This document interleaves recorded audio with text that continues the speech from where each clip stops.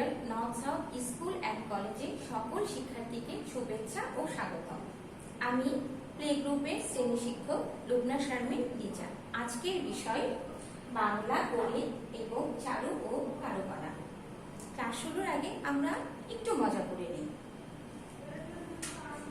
ছোট্ট বাবুরা, আমরা সবাই একসঙ্গে বিনোদন করি। সবাই কিন্তু একসাথে করবেন। রেডি, 1 2 3।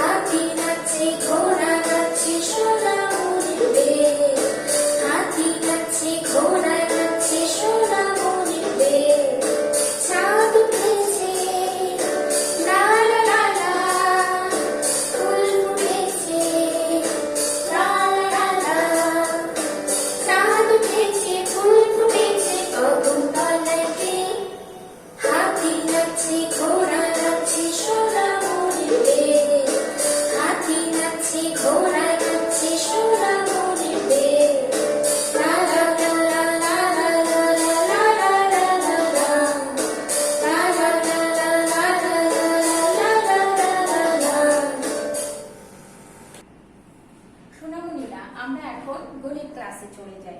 গণিত শীটটা আপনারা সবাই হাতে নেবেন এবং আমার সঙ্গে সুন্দর করে রং করবেন। আজকে আমাদের 12 সংখ্যাটি কালার করা হচ্ছে। 12তে কি আছে? মাছগুলো গণনা করে 12 সংখ্যাটি মনের মতো করে রং করুন। আমরা রংটা কি করে করব? প্রথমে কালার পেন্সিলটা হাতে নিলাম, এরপর বর্ডার দিব। হ্যাঁ, বর্ডার দিয়ে তারপর আমরা সুন্দর করে রং করব। আগে প্রথমে আমরা বর্ডার দিয়ে নেই। সোনামণিরা, আপনারাও সুন্দর করে আগে আমার সঙ্গে সঙ্গে বর্ডার দিন, শেড দিয়ে।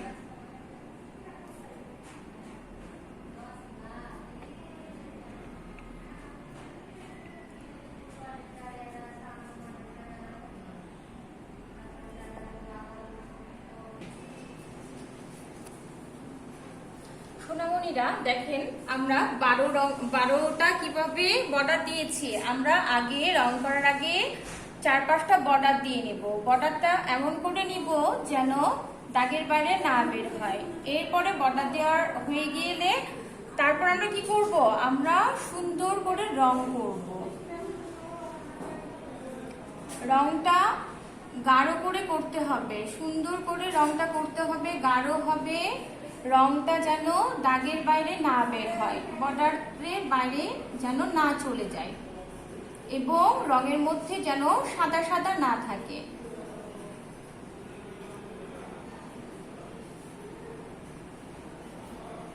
বাবুরা, আপনারা কি বুঝতে পারছেন কি করে রং করতে হবে?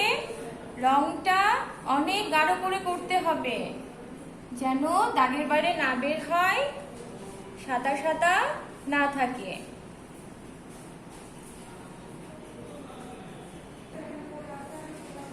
দেখেন সোনামণিরা, আমার রং করা কিন্তু প্রায় শেষ। আপনাদের কি শেষ হয়েছে নাকি আপনাদেরও বাকি আছে? একটু যেটুকু বাকি থাকবে সেগুলো সুন্দর করে রং করে নেই।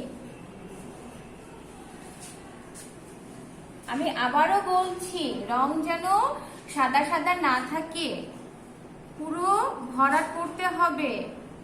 রঙের মধ্যে সাদা ভাব থাকবে না। বর্ডার দিয়ে রং করবেন, রং দাগের বাইরে বের হবে না। রং গাঢ় মসৃণ ও ভরাট হবে।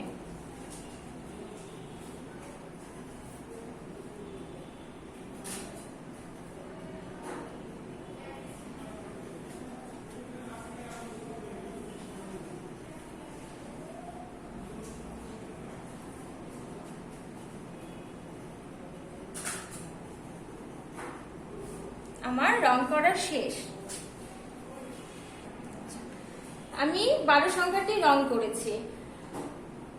আমরা কি রং করেছি? 12 সংখ্যা।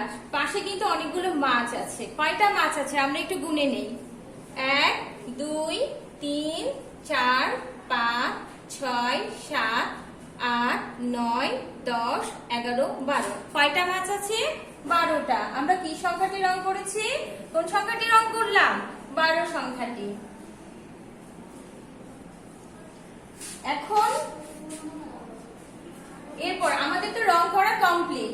এখন কি আছে দেখি। 12 সংখ্যাটির ডটের উপর দিয়ে হাত ঘুরিয়ে লিখুন। কি আছে? 12 সংখ্যাটির ডটের উপর দিয়ে হাত ঘুরিয়ে লিখুন। আমরা সুন্দর করে 12 সংখ্যাটির ডটের উপর দিয়ে হাত ঘুরিয়ে লিখব। সোনামণিরা, আপনারাও বাসায় 12 সংখ্যাটির ডটের উপর দিয়ে হাত ঘুরিয়ে লিখুন। কি করে লিখতে হবে দেখি আমরা একটু।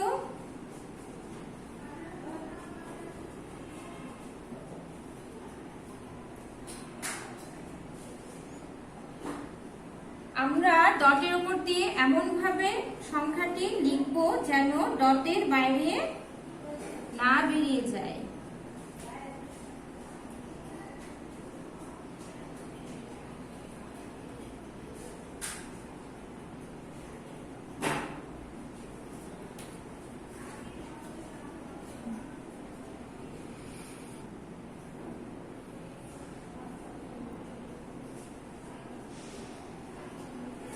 দেখুন বাবুরা, আমি 12 সংখ্যাটি ডটের উপর দিয়ে লিখেছি। কি সুন্দর হয়েছে না? একটাও কি ডটের বাইরে বের হয়েছে?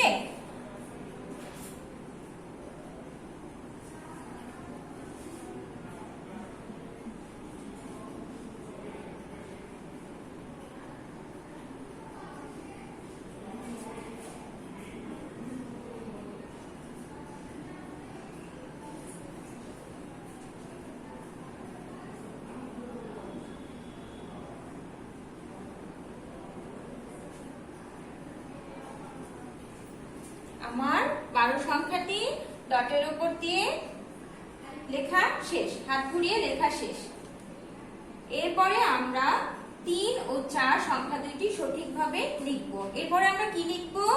3 ও 4 সংখ্যা দুইটি সঠিকভাবে লিখব। আমরা 3 সংখ্যাটি লিখছি, ঠিক আছে? আপনারাও 3 সংখ্যাটি লেখা শুরু করেন।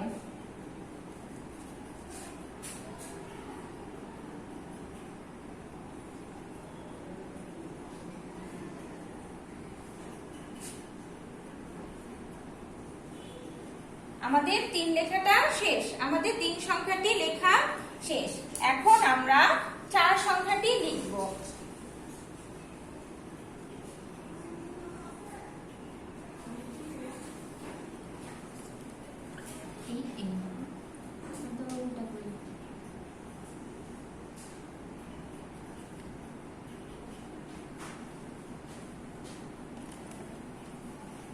বাবুরা, আমাদের 4 লেখাটা শেষ। আমরা এইভাবে বাসায় 4 ও 3 ও 4 এই দুইটি সংখ্যা বাসায় সুন্দর করে প্র্যাকটিস করব।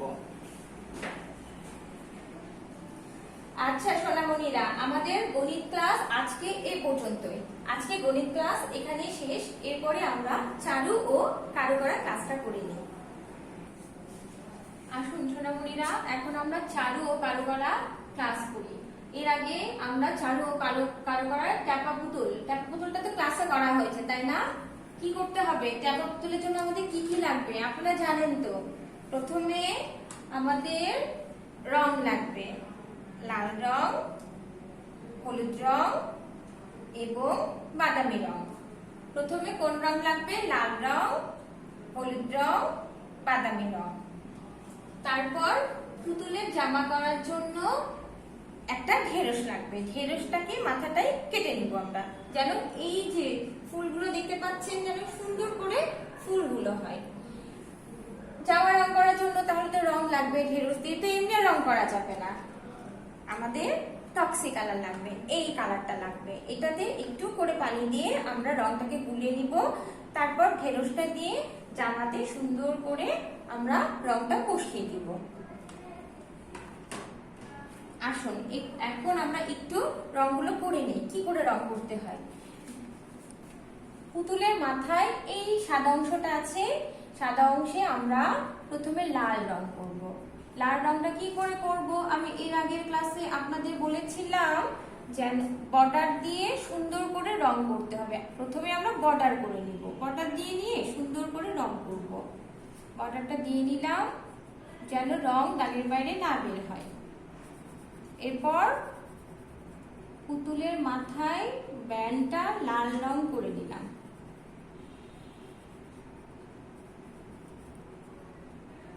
মাথার ব্যান্ড লাল রং করা শেষ। এরপর পুতুলের জামার হাতেও আমরা লাল রংটা দিব। আবারও বলছি বাবুরা, প্রথমে বর্ডার দিয়ে দিব, সুন্দর করে বর্ডার দিয়ে রং করতে হবে, রংটা যেন দাগের বাইরে না বের হয়। রংগুলো গাঢ়, মসৃণ ও ভরাট হবে, রং সাদা সাদা থাকবে না।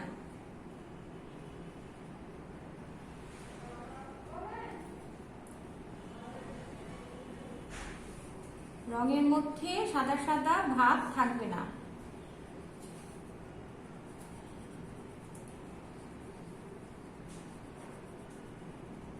পুতুলের দুই পাশে হাতে রং দেওয়া আমার শেষ। এখন পুতুলের জামার কলারের রং হবে। কলারটা কি রং হবে, কলারটাও লাল রং হবে। আমরা আবার কলারটা বর্ডার দিয়ে নিচ্ছি।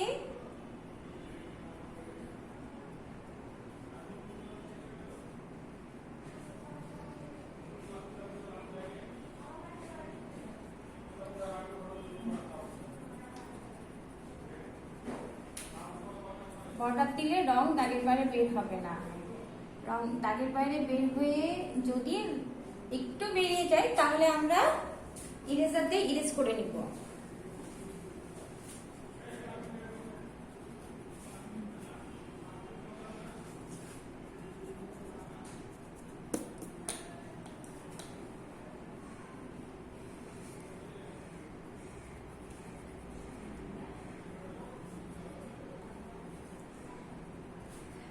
আমাদের প্রায় পুতুলের জামার কলারটা রং করা শেষ। জামার কলার রং করে নিয়েছি।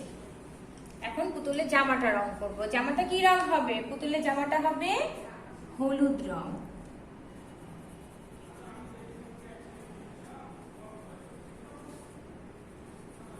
পুতুলের জামাটা কি রং হবে, হলুদ রং। জামার উপরে টপসটা হবে হলুদ।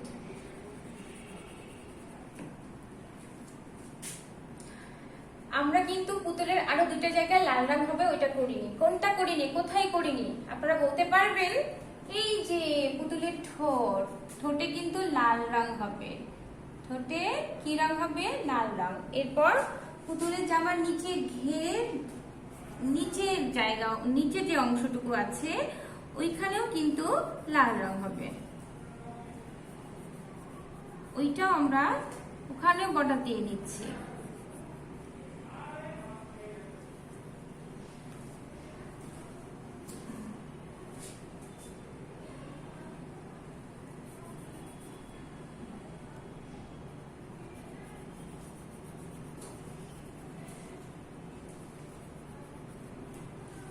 সুন্দর করে রং করতে হবে। রং গাঢ়, মসৃণ ও ভরাট হবে। রঙের মধ্যে সাদা ভাব থাকবে না এবং রং যেন দাগের বাইরে না বের হয়। ঠিক আছে ছোট্ট সোনামণিরা, আপনারা কি আমার কথা বুঝতে পারছেন?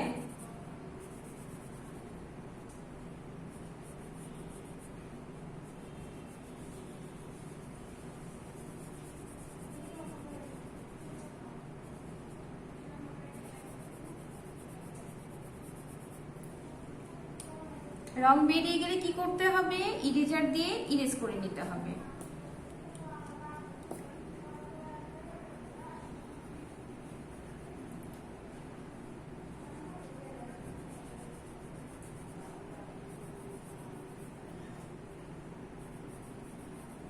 আমাদের পুতুলের নিচের অংশ শেষ।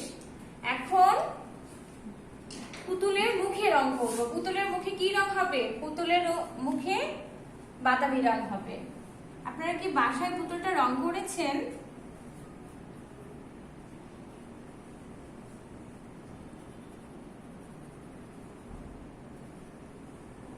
পুতুলের চোখে কিন্তু রং হবে না, পুতুলের চোখে সাদা সাদা থাকবে। পুতুলের চোখের ভেতরে কোনো রং হবে না।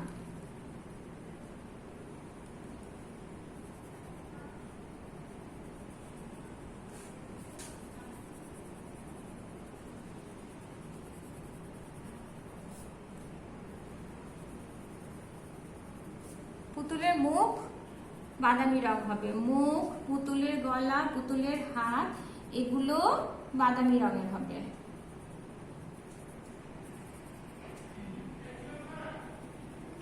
আমাদের পুতুলের মুখ এবং গলা করা শেষ। পুতুলের মুখ এবং গলা বাদামি রং হবে। পুতুলের হাত, এখন আমাদের পুতুলের হাতটা করা হয়নি, এখন আমরা পুতুলের হাতটা করব। পুতুলের হাত কিন্তু বাদামি রঙের হবে, কারণ আমাদের সবার তো একই রকম রং, তাই না? কেউ লাল, ফর্সা, সাদা, কালো, অনেক ধরনের হয়ে থাকি না আমরা।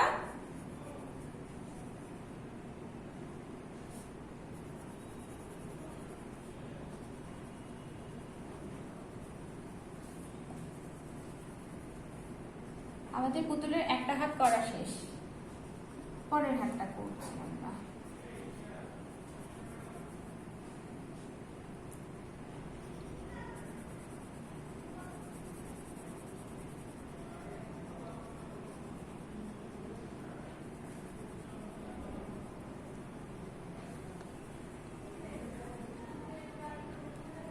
পুতুল রং করা শেষ, আমার পুতুল রং করা শেষ। এখন আমরা কি করব? পুতুলের নিচে স্কার্টটা রং করব। কি করতে হবে? তার জন্য আমাদের টক্সি কালার নিতে হবে। টক্সি কালার নিয়ে ওখানে পানি দিতে হবে। লাল রংটা নিব, লাল রঙে আমরা পানি দিব, পানি দিয়ে ওটাকে একটু গুলিয়ে নিব।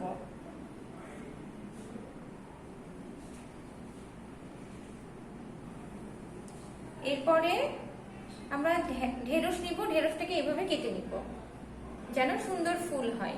তারপর পানির রঙের মধ্যে ঢেঁড়সটা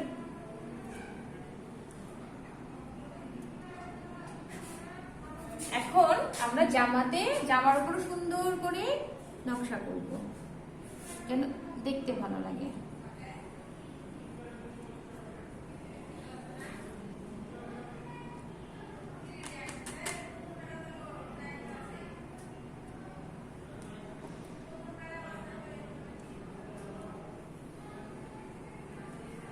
ছোট্ট সোনামণিরা, আপনারা কি আমার সঙ্গে সঙ্গে করছেন? সোনামণিরা, আপনারা যখন ঢেঁড়স দিয়ে ফুলটা করবেন তখন দেখবেন ঢেঁড়সটা যেন সুন্দর হয়, তাহলে ফুলটা আরো সুন্দর হবে। একটু শক্ত ঢেঁড়স হবে, তাহলে আমাদের পুতুলের ফুলগুলো আরো সুন্দর হবে। আমার পুতুল রং করা শেষ, আমার পুতুল রং করা শেষ। এরপর আমরা বাংলা ক্লাসে চলে যাই। চলুন সোনামণিরা, এখন আমরা বাংলা ক্লাস করব। দেখি বাংলায় কি আছে আমরা একটু দেখে নিই। চলুন ধ ব্যঞ্জন বর্ণটি দিয়ে দুইটি শব্দ ও একটি ছড়া শিখে নিই। কোন ব্যঞ্জন বর্ণটি দিয়ে? ধ ব্যঞ্জন বর্ণটি দিয়ে। চলুন ধ ব্যঞ্জন বর্ণটি দিয়ে দুইটি শব্দ ও একটি ছড়া শিখে নিই। ধতে কি হয় আমরা তো জানি বোধহয়, নাকি? জানি তো। ধতে ধুলি, ধতে ঢেউ। ধতে ধুলি, ধতে ঢেউ। ধতে ধুলি, ধতে ঢেউ। ধতে কি হয়? ধতে ধুলি, ধতে ঢেউ। ধতে কি হয়? ধতে ধুলি, ধতে ঢেউ। আমরা ধ দিয়ে ছড়াটা শিখে নিই। ধতে ধুলি ভাইয়া ঢোল বাজায়। ধতে ধুলি ভাইয়া ঢোল বাজায়। এই যে বাবুরা দেখতে পাচ্ছেন ধুলি ভাইয়া কি করছে, হাতে ঢোল, ঢোল নিয়ে কিন্তু ঢোল বাজাচ্ছে। হাতে ধুলি ভাইয়া ঢোল বাজায়, হাতে ধুলি ভাইয়া ঢোল বাজায়। মূর্ধন্য ন ব্যঞ্জন বর্ণটি স্ক্রিনে নতুন করে চিনে নিন। আমরা কোন ব্যঞ্জন বর্ণটি স্ক্রিনে নতুন করে চিনব? মূর্ধন্য ন। মূর্ধন্য ন ব্যঞ্জন বর্ণটি স্ক্রিনে নতুন করে চিনে নিন। এটা কোন বর্ণ? এটা ব্যঞ্জন বর্ণ। এটার নাম কি? মূর্ধন্য ন। এটা কোন বর্ণ? এটা ব্যঞ্জন বর্ণ। এটার নাম কি? মূর্ধন্য ন। চলুন ও ও স্বরবর্ণ দুইটি দিয়ে দুটি করে শব্দ ও একটি করে ছড়া মনে করে পড়ি। যেমন ওতে কি হয়? ওতে ওল, ওতে ওজন, ওতে ওল, ওতে ওজন, ওতে ওল, ওতে ওজন। ছোট্ট সোনামণিরা, তোমরা কি আমার কথা বুঝতে পারছো? ওতে কি হয় আবার একটু বলি। ওতে ওল, ওতে ওজন, ওতে ওল, ওতে ওজন। এরপরে কি আছে দেখি? ও, তারপর কি হলো? পরেরটা হচ্ছে ও, পরেরটা কি? ও। ওতে ঔষধ, ওতে ঔষধি, ওতে ঔষধ, ওতে ঔষধি। ওতে কি হয়? ওতে ঔষধ, ওতে ঔষধি। ঔষধ কি করি আমরা? ঔষধ আমরা খাই, তাই না? অসুখ হলে কি হয়? আমরা ঔষধ খাই না? ওতে ঔষধ, ওতে ঔষধি। এখন আমরা ও ও স্বরবর্ণ দুইটি দিয়ে ছড়া শিখে নিই। ওতে ওল খেও না ধরবে গলা, ওতে ওল খেও না ধরবে গলা, ওতে ওল খেও না ধরবে গলা। ওতে ঔষধ খেতে মিছে বলা, ওতে ঔষধ খেতে মিছে বলা। বাংলা একটি পেশার নাম শিখে ও চিনে নিই। বাংলা একটি কিসের নাম শিখবো আমরা? পেশার নাম। এর আগে আমরা শিখেছি শিক্ষক। আমরা এর আগে একটা পেশার নাম শিখেছি না? ওইটা নাম, যে পেশাটা শিখেছি সেটা ছিল শিক্ষক। এবং আজকে আমরা আরেকটা নতুন পেশার নাম শিখিনি, সেটা হচ্ছে চিকিৎসক। নতুন পেশার নাম শিখিনি চিকিৎসক। এর আগে শিখেছি শিক্ষক, আজকে শিখলাম চিকিৎসক। চিকিৎসক কি করে আমরা জানি তো? জানি না? কি আপনারা জানেন চিকিৎসক কি করে? উনি আমাদের চিকিৎসা করে। চিকিৎসা করে আমাদের অসুখ হলে উনি চিকিৎসা করে আমাদেরকে সুস্থ করে তোলেন, আমরা যেন সুস্থ হয়ে যাই। নিচে প্রশ্ন উত্তরগুলো মুখে মুখে বলি। যেমন ধতে কি হয়? ধতে ধুলি, ধতে ঢেউ, ধতে ধুলি, ধতে ঢেউ। ধতে কি হয়? ধতে ধুলি, ধতে ঢেউ। আমরা জানি ঢুলিকে? জানি না তো। ঢুলি হচ্ছে যে ঢোল বাজায় তাকে ঢুলি বলে, যে ঢোল বাজায় তাকে ঢুলি বলে। কে ঢোল বাজায়? ঢুলি ভাইয়া ঢোল বাজায়। কে ঢোল বাজায়? ঢুলি ভাইয়া ঢোল বাজায়। ঢুলি ভাইয়া কি করে? ঢুলি ভাইয়া কি করে? ঢুলি ভাইয়া ঢোল বাজায়। ঢুলি ভাইয়া কি করে? ঢুলি ভাইয়া ঢোল বাজায়। এরপরে কি আছে দেখে আমরা একটু শিখে নেই। ঢ, এটা কি? এটা হচ্ছে ঢ। ঢ এর পরের বর্ণ কি? ঢ এর পরের বর্ণ মূর্ধন্য ন। ঢ এর পরের বর্ণ কি? ঢ এর পরের বর্ণ মূর্ধন্য ন। ঢ এর পরের বর্ণ মূর্ধন্য ন। ঢ এর পরের বর্ণ মূর্ধন্য ন। আমরা বাংলা পড়াগুলো শিখেছি তাই না? ভালো করে শিখেছি তো তাই না? এখন আমরা হাট্টিমাটি ছড়াটি করব। হাট্টিমাটিম টিম তারা মাঠে পাড়ে ডিম, তাদের খাড়া দুটো শিং, তাদের খাড়া দুটো শিং, তারা হাট্টিমাটিম টিম, তারা হাট্টিমাটিম টিম। হাট্টিমাটিম টিম তারা মাঠে পাড়ে ডিম, হাট্টিমাটিম টিম তারা মাঠে পাড়ে ডিম, তাদের খাড়া দুটো শিং, তাদের খাড়া দুটো শিং, তারা হাট্টিমা টিম টিম, তারা হাট্টিমা টিম টিম। বাবুরা, আজকে এই পর্যন্ত। আগামী দিন নতুন ক্লাস নিয়ে আসবো তোমাদের কাছে। তোমরা ভালো থাকো, সুস্থ থাকো। ধন্যবাদ।